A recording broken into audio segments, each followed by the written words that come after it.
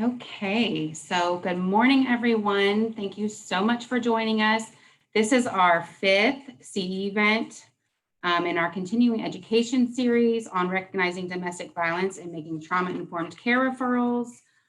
This one today is going to be a little bit different. So this presentation does include discussions around topics such as sexual assault, domestic violence, stalking, physical violence, and harassment.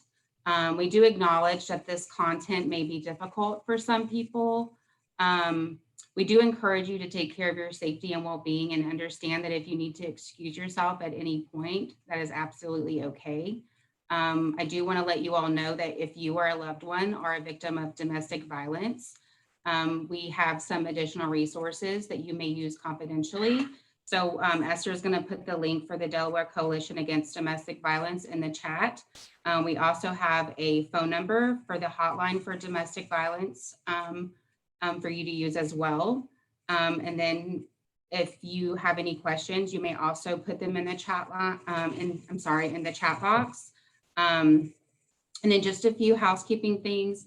To be counted for the presentation, please drop your name as you would like it on your certificate into the chat. You only have to do it one time and then remain on the seminar until the end to complete your course evaluation to receive your certificate. Again, any questions that you have, please put them in the chat. And then for our wonderful presenter, we have Mariann Kenville-Moore, MSW DVS. She is the Director of Advocacy and Policy of the DE Coalition Against Domestic Violence. Her background in child welfare and experience of victims of crime has broadened her understanding of family violence and has cemented her, this is really small writing, commitment to advancing prevention.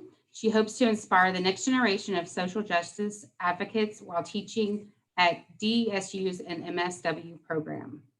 That's just my disclaimer. So without further ado, I will introduce Mariann Kenville-Moore. Thank you, Mariann, so much for doing this for us today. We greatly appreciate you. Oh, thank you for this opportunity. And it looks like, again, what a wonderful group of people who are joining us this morning. So I feel quite humbled because I know there's lots of expertise in this space with me. I have asked our colleagues at Sun to keep an eye on the chat and also if people are raising their hands, because when I get into my presentations, it's hard for me to juggle. As much as I've tried through my career to multitask and to clone myself, I just can't do it. So I'm giving up and asking for help finally.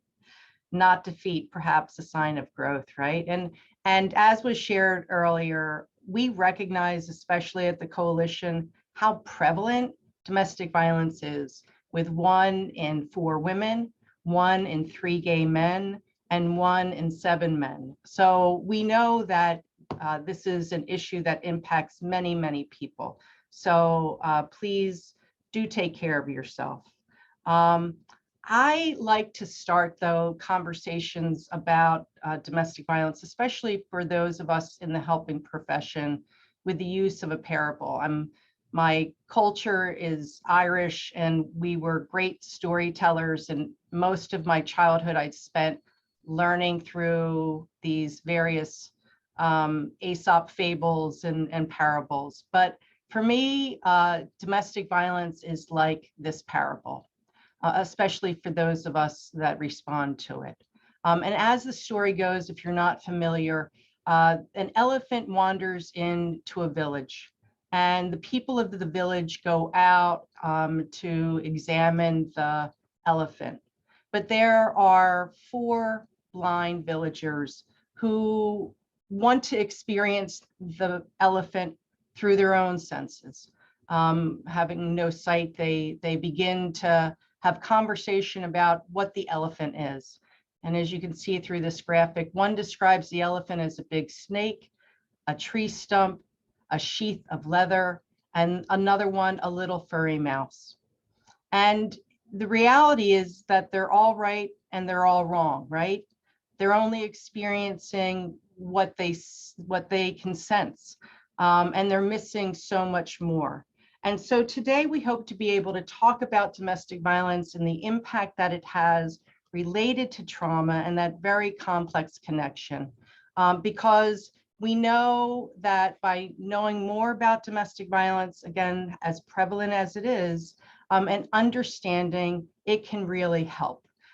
We know that it has the ability to, when we take a trauma-informed approach and we recognize that violence is in relationships, and we can talk about that violence, and we can engage people in this way, that there will be greater trust and consistency. We've been able to show through a number of studies, from a variety of jurisdictions and communities across the country, that when we take a trauma-informed approach, when we really meet each person and client where they are, and create those safe spaces, that we can really have open dialogue and communication. And we know that when we approach victims in a trauma-informed way, that we will be less likely to escalate them. I have had plenty of experience with whether it be police officers or prosecutors or intake workers, or medical professionals who ask a question and trigger the person and don't know what's happening, and then respond in negative ways that make it very painful and difficult for the client. We also know that when we address that trauma, it leads to better outcomes. Certainly the folks in the addictions world and in the mental illness world have been aware of this for quite some time, that until we get to some of the root causes of issues, that we won't be able to address the symptoms perhaps that we can see persisting. And so we get those better outcomes. And our fields of mental health and domestic violence advocacy and substance abuse advocacy have very similar backgrounds. We all have been built by activists who recognize that our services and our supports within our communities are not enough. We understand that we are oftentimes representing people without power, who don't necessarily have great agency given the complexities of their lives. And so we, as the privileged ones who have an opportunity to raise that, do so. We also recognize that we're combating life-threatening social problems, right? Whether it be suicide or overdoses or violence, we know that it is a very difficult work that we do. And we are battling those barriers that are the root cause of so many problems within our society, whether that be racial discrimination or sexism or ableism, or the moral high ground that people should pull themselves up by their bootstraps when people don't even have boots to wear. So we're all really working collaboratively to address these societal issues, in addition to working at the individual level. And there's a lot of overlap, and we'll talk about that today. And I want to talk about specifically how you can play a role in that, because we know that mental health issues are oftentimes caused or made worse by intimate partner violence. And we know that the effects of abuse may resemble those of mental health issues, and symptoms often decrease when victims are helped to gain safety. If you are calling law enforcement and your response over and over again is a negative one, where police perhaps have told you that the next time I come out, I'm arresting you, you can imagine how agitated, emotionally dysregulated, devastated that person can be. And so oftentimes when we work with our domestic violence survivors in our programs, once we can begin to unravel some of this with them, we see a completely different person emerge. And we also know that when that IPV, intimate partner violence, can reduce the effectiveness of your services if they aren't addressed, in addition to bringing risk to you as well. You also have a unique opportunity to interact with people and the relationships and have an influence there. You can be having contact with people who are living in violent households who might not be able to access other service providers, but they're permitted to seek services with you. And you may also be the first person that this individual has the ability to share privately.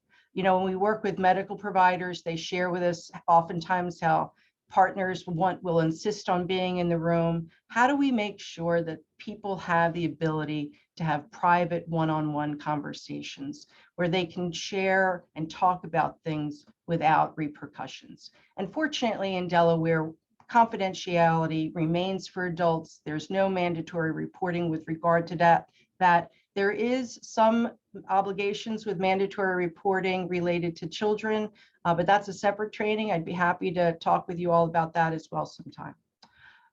In terms of identifying domestic violence, it really starts with us helping people oftentimes because the vast majority of individuals don't recognize that they are a quote unquote victim. They don't see themselves as being a victim, and they aren't. It is just a label that people use because we do that in our culture. We try to identify and label things so that we can understand them more. But really for us professionals, because of how prevalent, we should be screening it out, not screening it in. We should be assuming that there's a history, especially with the vulnerable populations that we work with. And some of the easiest ways to do that is to just talk about it, especially when we're working with women of color, because again, we have had, they're at greater risk of victimization here in the United States. We also know that gay and lesbian couples have higher rates of intimate partner violence. And we know that the impacts of domestic violence have even greater effect on people who are economically vulnerable. Our homeless community has a significant, connection to domestic violence. 40% of all women and children who are homeless identify as having a history of domestic violence. And we know here in the state of Delaware that the number of adults who have experienced domestic violence or sexual assault or stalking would have the capacity to fill 2 Dover speedways. Significant number. So what is it? Technically in Delaware, any crime between people who fall into the definition of family is what our statute considers domestic violence. But we know that not all violence is alike. And I think this is very important for clinicians and providers to also understand, because the risks associated with domestic violence are different. We know that there can be situational violence, kind of that traditional thought of, you find out that your partner is being unfaithful to you. We also know that people who have either cognitive disorders or mental illnesses or brain trauma can have pathological violence where perhaps they are delusional or psychotic or again have difficulty regulating emotions because of an injury to the brain. And so that pathological violence is different again than that situational violence. We also have a group within our society, fortunately a very small percent, but as providers, we oftentimes see a larger percentage of this, are people who have antisocial violence, where they're violent in every setting or multiple settings.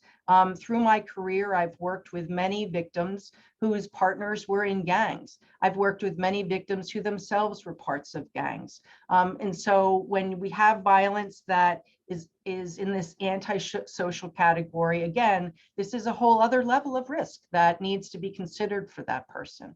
And we also see, and we're learning more and more about resistance and reactive violence, where people use violence in self-defense, or they recognize that things are beginning to escalate in the situation. And so they become reactive in their violence and perhaps they respond in a proactive way. But we see more and more people that when we talk with them, really their history is of victimization, and their criminal charge where they're being court ordered into treatment is related to them either in self-defense or reacting to that violence.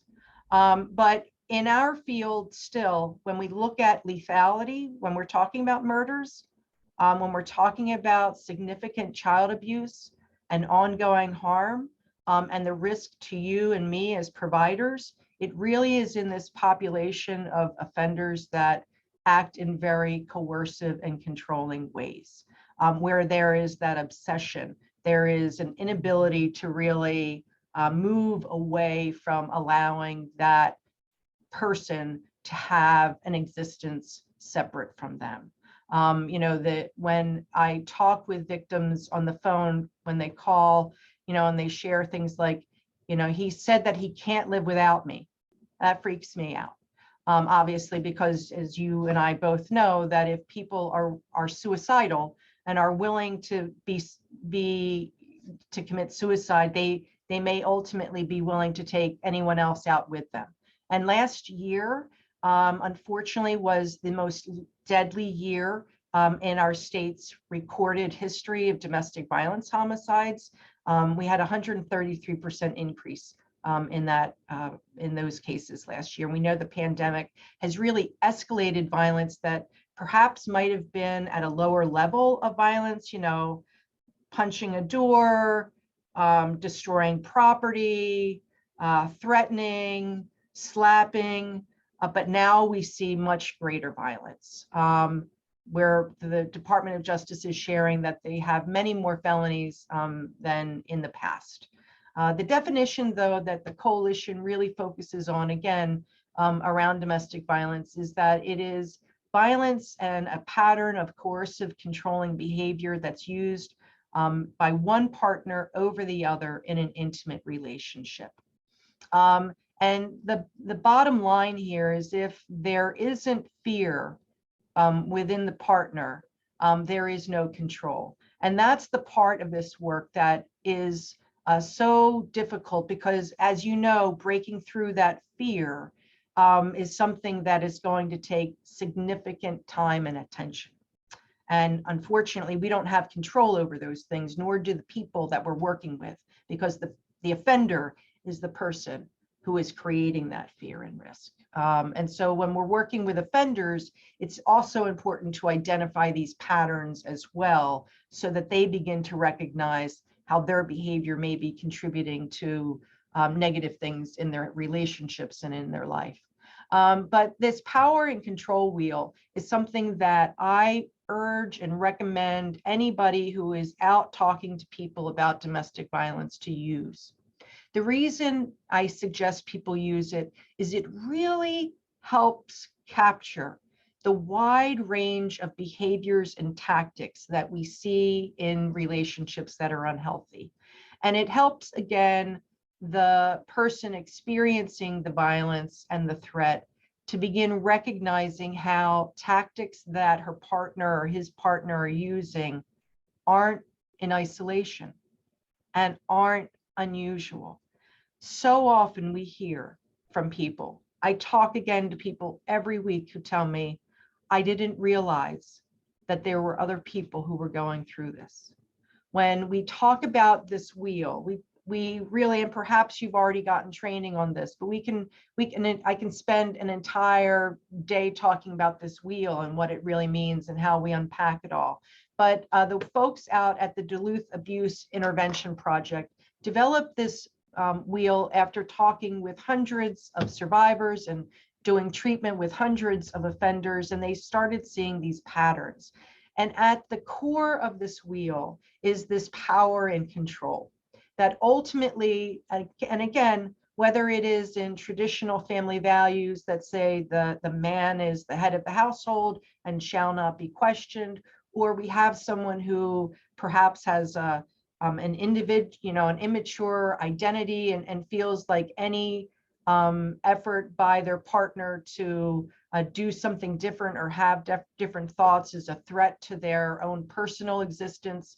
So that power and control and wanting to have that control is the center of this wheel. And whoops, sorry, I didn't mean to get past that.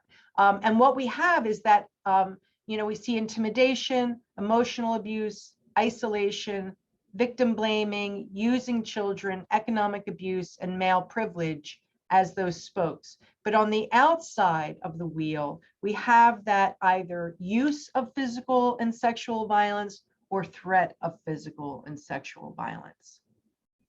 And one of the areas of work that I always found most difficult was when survivors begin recognizing the sexual violence in their relationships, the reproductive coercion, the manipulation of birth control, the the transmission of sexual transmittable diseases. So many ways that this plays out. And again, the behavior of violence doesn't have to happen all the time. It could have happened 25, 30 years ago, but the threat continues. And that's the issue, the point of this. And again, getting back to the elephant, because we just see that one little piece, but people are always living in a toxic, unhealthy relationship, even if the violence isn't happening. It's a helpful tool to make that pattern. And so abusers may exploit their partner's mental health conditions as part of that tactic as well, by denying them access to medication or making them take too many medications, telling them that they're crazy, preventing them from accessing treatment, using their mental health or their substance abuse issues against them in court proceedings, and disrupting their sleep and impacting their mental health well-being and general well-being overall.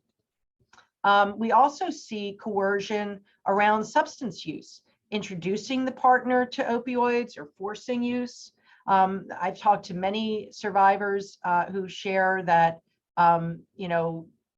they got into drugs because their partner, it was like the few times that they could be with their partner where things were okay. But then after a while that changed.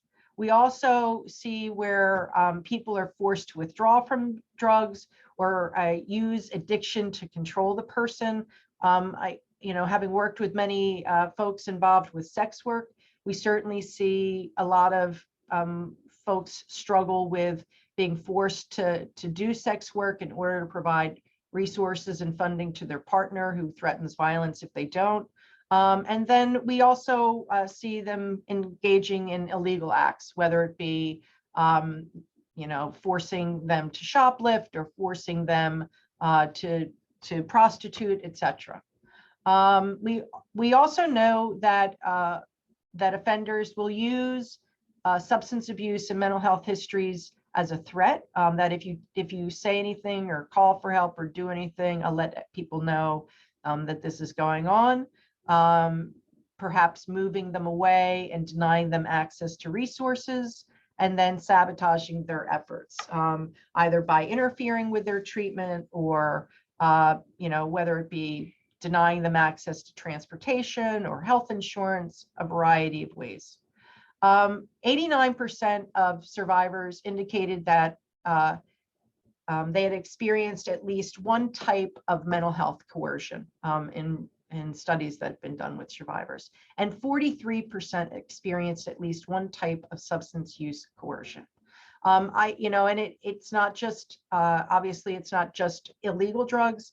Alcohol is part of that. Smoking cigarettes is part of that. So it can be a wide range of issues. We also know that abuse is not caused by the victim's behavior, the offender's use of alcohol or drugs, or stress.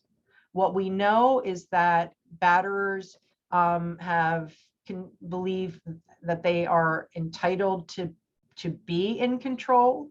They are feel entitled and superior to the other people in their life. They can be extraordinarily manipulative and present a really positive external outlook. Police officers are frequently manipulated by them. The courts are frequently manipulated by them. They tend to be very possessive and jealous, denying and minimizing the abuse, striving to have that good public image, and are oftentimes serial abusers. So they go from one relationship to another, having similar patterns. And so it makes it difficult sometimes for us to really, as a group of providers, to understand if, offenders present in all of these ways and threaten in all of these ways, why do they stay? Why, when I tell them to leave, why, when I say you really need to get out of that relationship, don't they? And this is where those who know me have probably heard me say this before. As a direct service worker, I could make the best case plans. I could come up with the best safety plans. I could do all kinds of planning with people. But the reality is that the folks that we work with, our clients, our consumers, our customers, our participants, they are the determinants of how their life will go. And so it's important, again, I always have to return to my values as a social worker, to have unconditional positive regard for the person that I'm working with, to try to work really hard to meet them where they are. And the only way I can do that is to understand and to try to be present and really focus in understanding. And so what I want you to take away from this, as well as a better understanding of how trauma fits into this, is that one of the main reasons why people stay is because of the threats that they have experienced if they do leave. The threat of leaving is what is hanging over people's head. And so, as bad as the violence can be, the threat of the unknown and the future is what is worse. And those threats oftentimes, most often, include a real threat of economic security. When I talk with people who are willing to live in their car with their children and take the risk of having child welfare remove their children, we know we are at a real desperate point. And that economic dependence we hear from victims all the time is what drives them back to that abusive partner. We know that their concerns about their children, whether it be, will their children be abused and neglected when they're meeting, when they're with their ex alone, will their children be better off if they stay? These issues around children are significant for people. And these are lifelong pieces. Getting back to that reproductive coercion, so many of the young women that I worked with at the Department of Justice became pregnant through forced methods. And so now they have a lifelong connection to this abusive partner. And at the same time that they're trying to keep themselves safe, they're trying to keep their children safe. It is a very difficult thing. We also know that, unfortunately, the way that domestic violence impacts victims is to create isolation. And perhaps it's isolation from their family and friends because their family and friends have tried to assist them and they've made decisions to stay, and their family is frustrated and have given up hope for them. Or maybe the offender has isolated them, not really allowing them to have contacts and friends and relationships. But again, as clinicians, as providers, when we see this isolation, we see that this is one of those areas perhaps that we can help build through peer support and through connection. There's also a real attachment to the partner. The person isn't, in their mind, abusive all the time. They love them. There was a period of time when they had a positive relationship and they hope to figure out how to get back there. I can't tell you the number of women that I've spoken to, and even men that I've spoken to, who have shared the same piece. And there's great shame still in our society. There's stigma around mental health. There's stigma around this as well, which is why recent actresses coming out talking about these experiences has been really powerful. But it also points out that if folks like Angelina Jolie and Kim Kardashian can't manage these situations well on their own, that it makes it really hard to imagine how, without the resources, how you do that as well. There are plenty of past failures of the system, whether it be law enforcement or child welfare, the courts, our shelter systems. One of the most painful things that I have to do on a regular basis is let people know that we don't have enough housing. Delaware has at least 20,000 safe and affordable housing units for families. We're short at least 20,000. So if I'm asking someone to leave, and I think that that's what they should do, where are they going to go? We also know there's great religious and societal pressure. Always hear about praying and staying, and you took a vow, and blah, blah, blah, blah, blah. I took a vow too. Hope for change. There's hope that, if I stick in here, if I call the police this one more time, if I go to court, if I do this, if I do that, if I get the kids to bed, if I keep the house clean, if I, whatever, that there was going to be a change. And as I said, though, the overriding reason that people stay is because of that fear and danger. And let me just say, it does take folks around 7 to 8 efforts to leave, but leaving is, and this has been shown to be true in our current state fatal incident reviews, that it is in that separation that we have the greatest danger. It's not when they're together. So being together sometimes might be the safest option, especially if there is no plan for departure. And you all understand this better than most, because you understand the process of change and how difficult that can be. And so it's important as we do our work to always remember that when we see someone, when we're hearing a story, it is just a single piece of the total picture.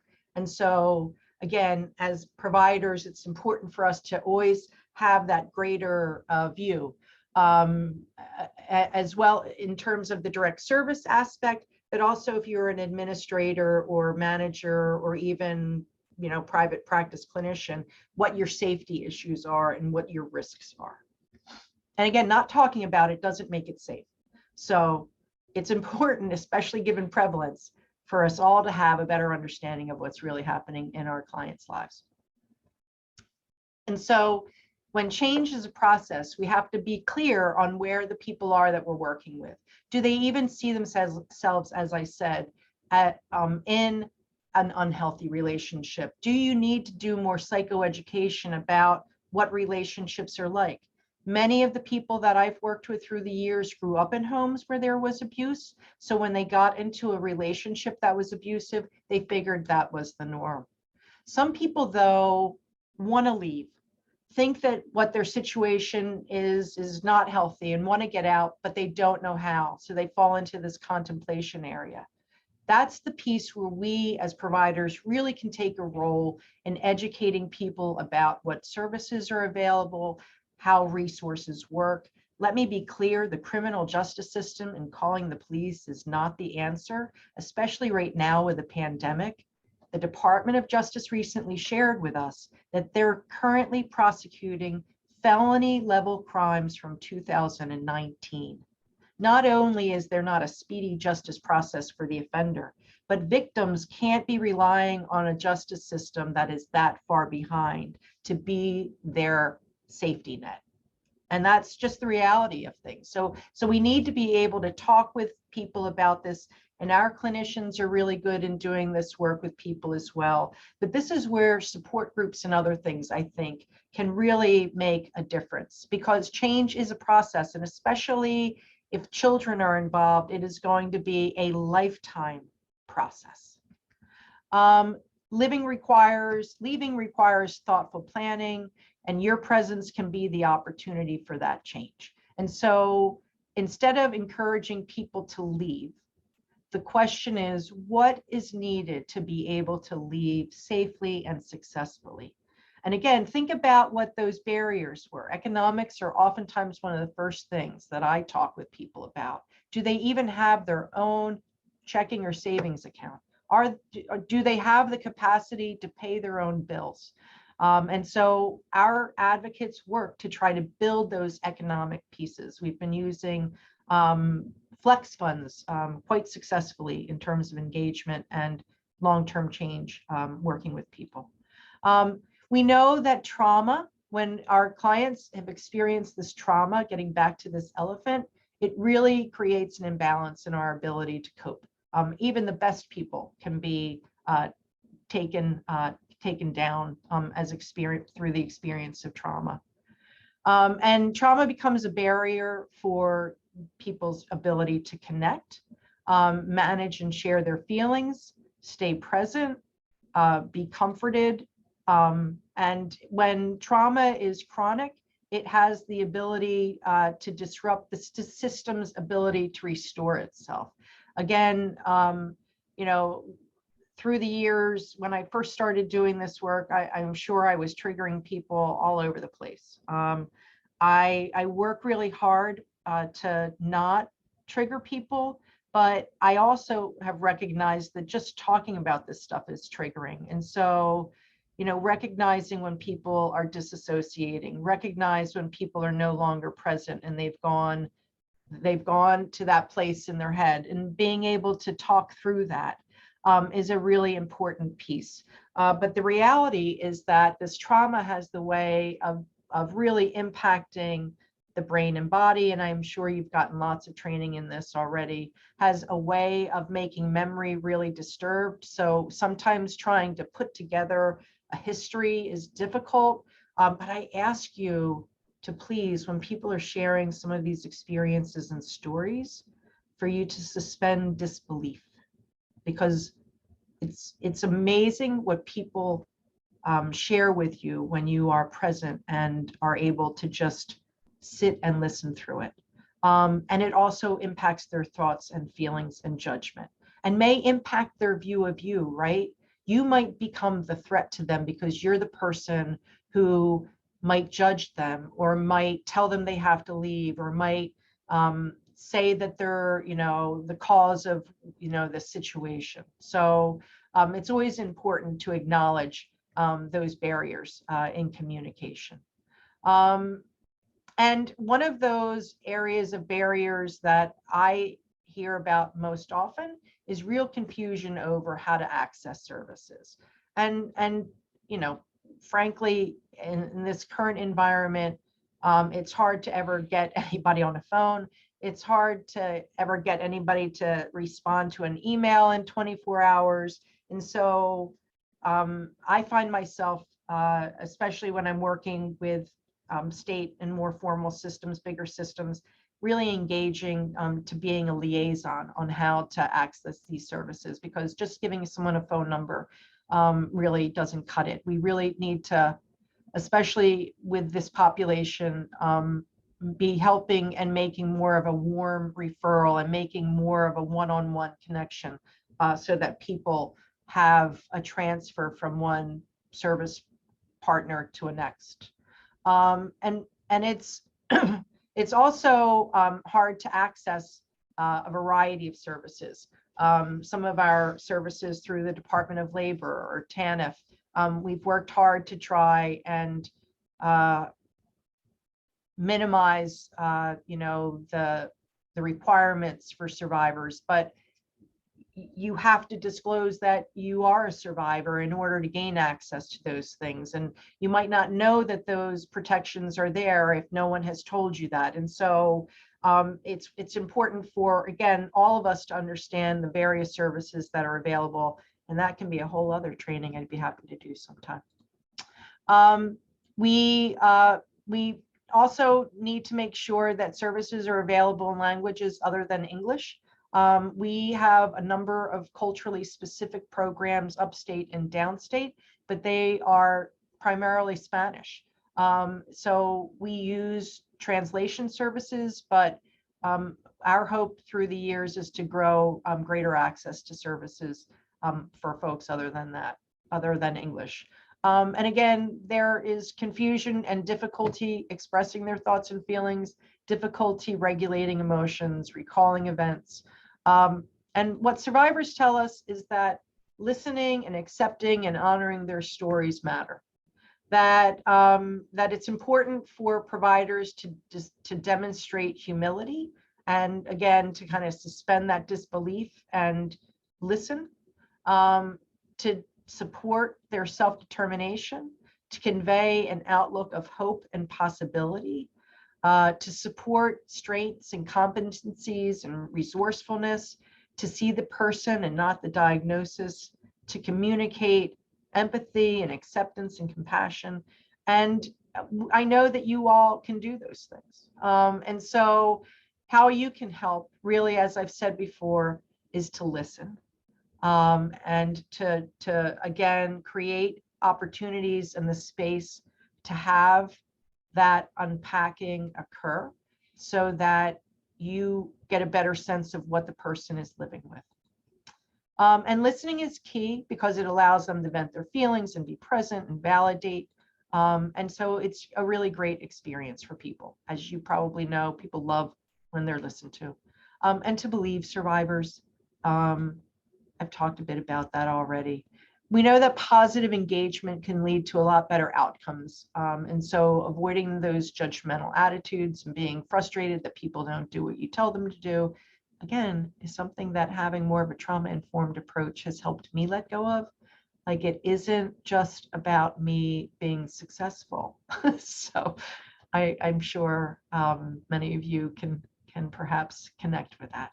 To be honest, when you don't know something. But I hope that today, when you learn a little bit more about this, and you've met me, that you can say, I don't know the answer to that, but I do know that there are programs and people in this work that are willing to help and be there with you.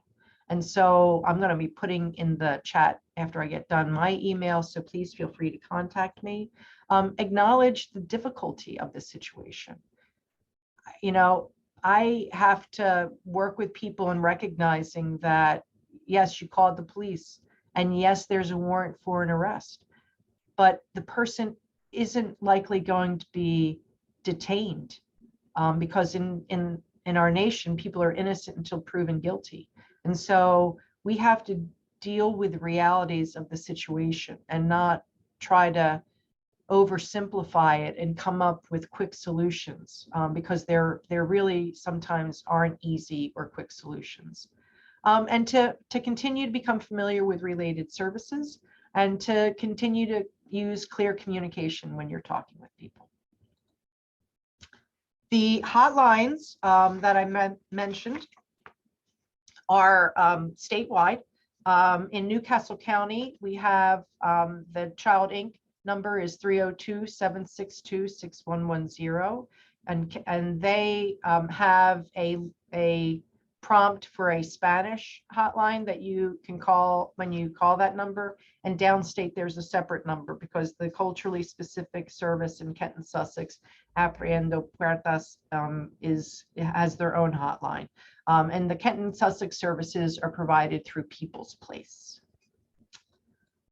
And in my PowerPoints, I've also included some of the references in case you want to learn a little bit more about that. But I'm going to stop sharing though now to see if there are questions, and how I might also be able to engage in dialogue about how else we can be helpful and connect. We do have some questions, so I will go ahead and read those. One of the questions we have is, working with people in situations like this, the abuser is only abusive when drinking, ? Does this give them courage? The abuser does not, or says they do not remember, blackout drunk. Yeah, I mean, I think that's part of that manipulation, right? So if you're only violent when you're drinking and you don't know what you're doing because you black out, it doesn't excuse the behavior. It means that you have to address the drinking part. But for me, as a provider of DV, the concern also is like, how then can we safety plan when your provider is drinking, when your partner is drinking? Because that, if you're living in the situation and the person is violent when they drink, then let's figure out how to do harm reduction around those situations for you. And when we work with families, our advocates also do safety planning with children so that they know how to begin to predict behavior and take safety cautions and do harm reduction as well. Does that help? With that? And then we Is there have, more discussion around that? I, you know, have a comment or feedback on that is just that, you know, I don't feel like it's excusable that, you know, actions or any type of violence, whether it's physical, emotional, verbal, are done under the influence, because it's still a choice. It's a choice to be under the influence, and it's a choice to be abusive while you're under the influence. So if you don't remember the next day, the person that endured the trauma absolutely remembers. And so you have that mark left from the night before or whenever it happened. So the gaslighting that occurs from the abuser, like, absolutely not okay.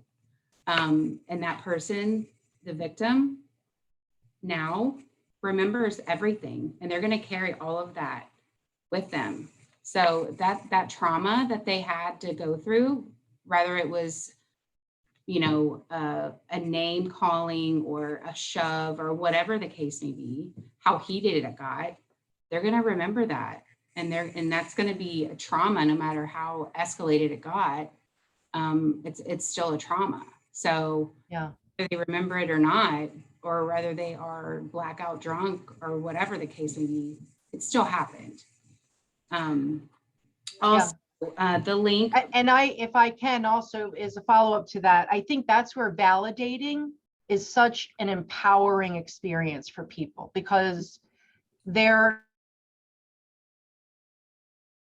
people are saying, you know, this is not real, this is not an issue, this is not me.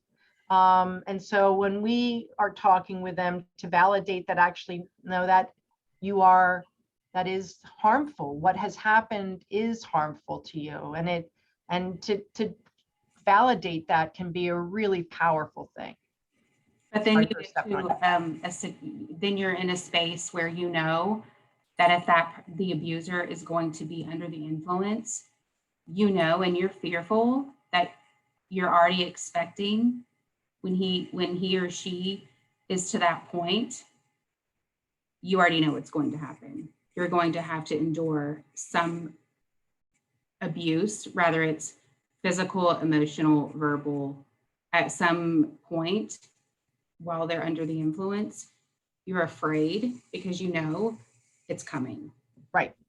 And again, working with people, we work with people to figure out what to do, what's the best options. For example, talking about how you don't go into bathrooms and you don't go into kitchens, because we know that those spaces can be even more dangerous. So like, where, when this is happening, can you go? And again, our advocates really get into the nitty-gritty of this stuff to try and help people in safety planning. We don't expect you all to have the capacity to do that immediately, but we're also, we've just recently requested additional funding through some of the ARPA grants to do a more intensive long-term 3-year training plan with mental health providers on this work. Because again, we know not only do we see a higher level of violence in families, we're hearing from a larger number of people post-pandemic.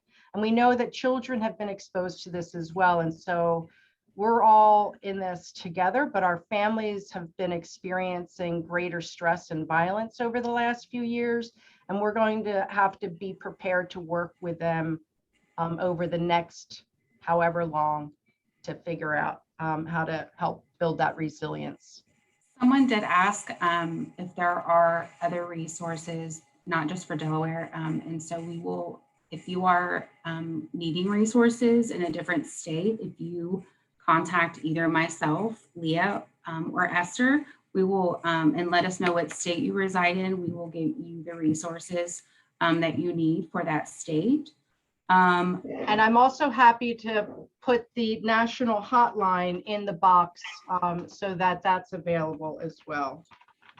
Someone said, I have had a female that was getting abused by her son, and because it was not a partnered relationship, this person actually had issues with getting the female help. Wow. Yeah, and that is actually a real issue across the nation, is that we have more and more adult children in particular that are remaining at home, and parents being in caregiver roles, or even caregiver abuse, where the adult child is abusing the parent. And it's a matter of adult protective services, and adult protective services across the nation has really been inadequately funded and supported. And so that is a huge gap. But our service providers will try to connect people to either police-based victim services or other agencies to try to do some of that work and safety planning with them. So there are providers within, victim service providers within all of our Delaware law enforcement agencies. And so I will put a link to all of those resources in the chat as well. Another question is, what kind of resources can we use to find immediate housing for victims of domestic violence, given the lack of affordable housing options in Delaware? I don't, there is no immediate answer for housing. We have, Delaware has been great over the last, I would say, 8 years or so, identifying domestic violence to have emergency vouchers for housing. We have dozens of survivors who are sitting on our waiting lists, because in Delaware, our landlords can discriminate on base of payment, which is Senate Bill 101. And we want to remove the discrimination that landlords are able to use, that say that they don't have to take vouchers for payment. They can use that as a reason to discriminate. So the problem is that we don't have enough housing.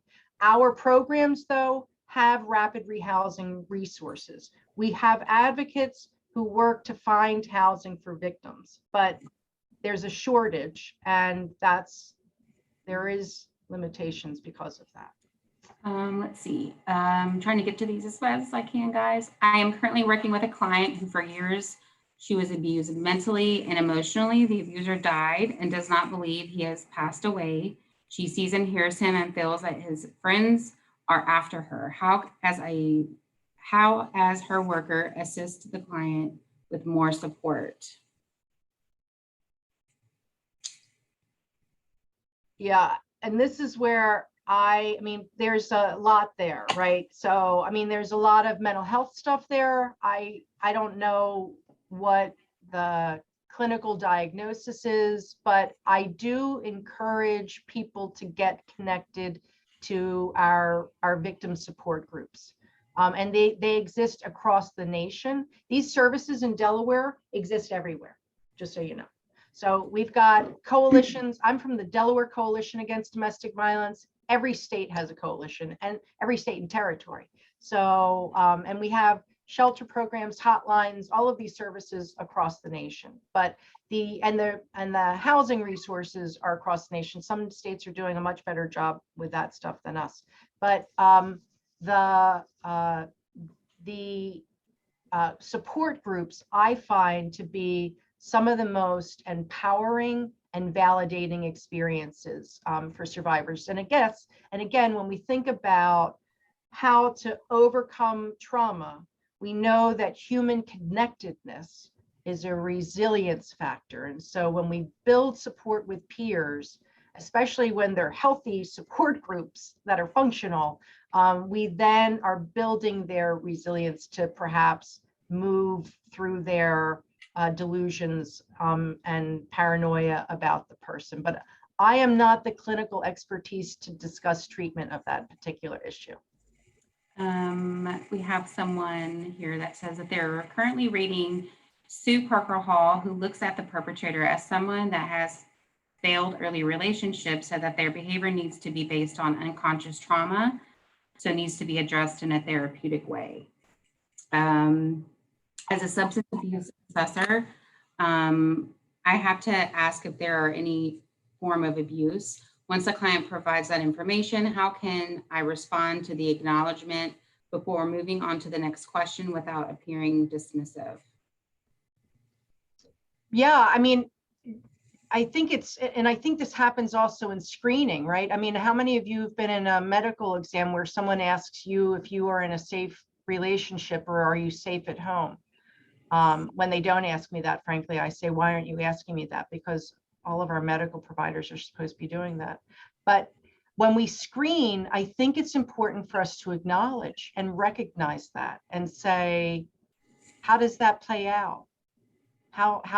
What's happening for you with that? What does that look like? Is this something that you've worked to address, or what efforts have you taken to address this? What success, what has been helpful, what hasn't been helpful? You know, you don't have to spend a whole lot of time on it, but not, as you say, glazing over it. I had a colleague who, you know, the question was, do you have a history of domestic violence? And she answered yes, and was never asked about it. Like, so she, you know, she's like, so what's the sense of screening if we then don't do anything with that information? It's not just a checklist, right? So take a moment, make that human connection. It can be so powerful, so powerful. And I do want to remind everyone that the link for your certificate is available in the chat for the survey. It is available for 24 hours. So please get that taken care of as soon as possible. I understand you have super busy days, and we appreciate your time. We appreciate you doing this. There's just a few little questions. Get that taken care of, and then you will get your course evaluation certificate that you completed this today, and get your certificate for your credit. If there are any more questions, we'll be super happy to answer those for you. If you need resources, if you need anything else, now is your time to shine in the chat. And I just want to say again, thank you for all the work that you do. I wish that this was more in person so that I could be saying this directly to you. You know, I know that many of you are in the mental health field, in the substance abuse treatment field, and in the health professions. And I'm always, I know that when we do this work at the coalition, that there are so many great partners out there making it happen and being a support and resource to people. So thank you. Everyone, when you get your certificates, you will also get the wheel, you will get the slides. Anything that was presented today that Mariann used in her presentation, you will get that along with your certificate. So anytime you have, if you join us in any of our CE events, I'm a visual learner, and I love all of the people usually come in, they use poems, they have pictures, they have illustrations. If I can't see it, then I have no idea what you're talking about. So I am definitely someone that has to put my eyes on something. So we always like to give that to you as well, because I know that when we have it for our presentations, you like to use it for your patients, your clients, your people as well. So we will share that with you whenever you get your certification in the email that you get after you do your survey. So thank you all so very much for joining us. We appreciate you for all that you do in your communities, and for your people, and for your staffs, and for everything else. So thank you so much for your time today. If you have questions or issues with the links for the surveys, just reach out to us. And have a wonderful day. Yay for beautiful spring weather finally. Enjoy your week and happy Easter. Have a wonderful Sunday. Okay. Do you all want me to stay on, or are we just getting off? She doesn't want to. You don't have to if you don't want to. Okay. Thank you so very much, Mariann. Yeah. Fantastic. I appreciate you so much. Sending out hugs to you all. We're Can't wait. grateful. Can't wait to see you all in Georgetown sometime. Thank you. Yes. You're good. Thank you so much. Awesome. Wonderful. Can I hang out? Just see if